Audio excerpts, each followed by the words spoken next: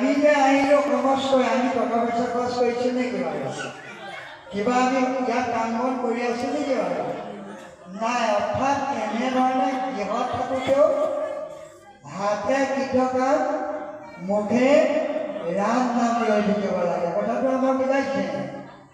কোনো ভাগৰ নালাগে, নিদ্ৰা নাই, তৃষ্ণ নালাগে, কিন্তু মনটো বহুৱাই দিব পাৰিব লাগিব।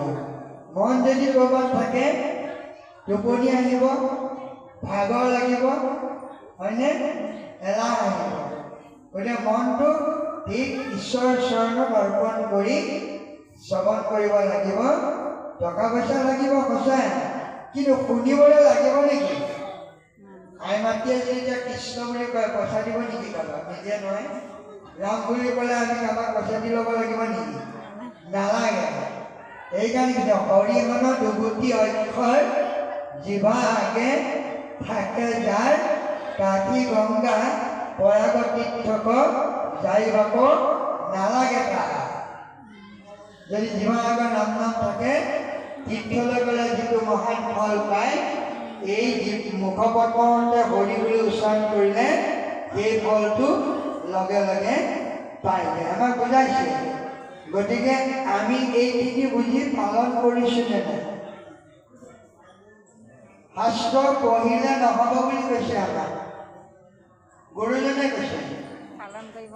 কি কৰিব লাগিব? পঢ়িলে শুনিব লাগিব। বোলে শুনিলেও নহ'ব নহয়, কি কৰিব লাগিব? বোলে বুজিব লাগিব। কি শুনিলা সেইটো বুজি লোৱা। বোলে বুজি যদি পাইছা তেতিয়াও নহ'ব। বোলে কি কৰিব লাগিব? বোলে পালন কৰিব পাৰিব লাগিব, তেতিয়া শাস্ত্ৰ পঢ়া লাভ হ'ব।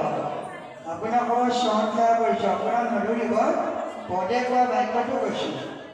এই ভাগৱতৰ 4টা শব্দ আমাক দিলে, সেইকেইটাকে আমি আপোনাৰ সময় পোৱা নাই। কৃষ্ণ আমি পালন কৰিব পৰা নাই। কি? প্ৰথমে পূজাৰ পুষ্প ইন্দ্ৰিয় দমন। ইন্দ্ৰিয় দমন হৈছেনে বাৰু? নাই। দ্বিতীয় পূজাৰ পুষ্প হিংসা নিবাৰণ। কাৰোবাক হিংসা নকৰাকৈ আছেনে বাৰু? ভাগৱতো শুনিছোঁ, পঢ়িছোঁ বুলি হিংসা কৰি আছে কাৰণে বাৰু। তৃতীয় পূজাৰ পুষ্প পানী দ্বাৰা নহয়। পানী মানে জীৱ। আপোনাৰ মোৰ ঘৰৰ হাঁহ চৰাই ছাগলী গৰু মই যিটো স্নেহ কৰোঁ, অন্য এটাই কিবা অপকাৰ কৰিলে সেইটো কৰিমনে বাৰু? বেয়া ক'ত কৰিলোঁ? ভাবেনে বাৰু? ক্ষমা নামে 4 পুষ্প জানিবা নিশ্চয়। ক্ষমা কৰিব পাৰিব লাগিব। এই 4টা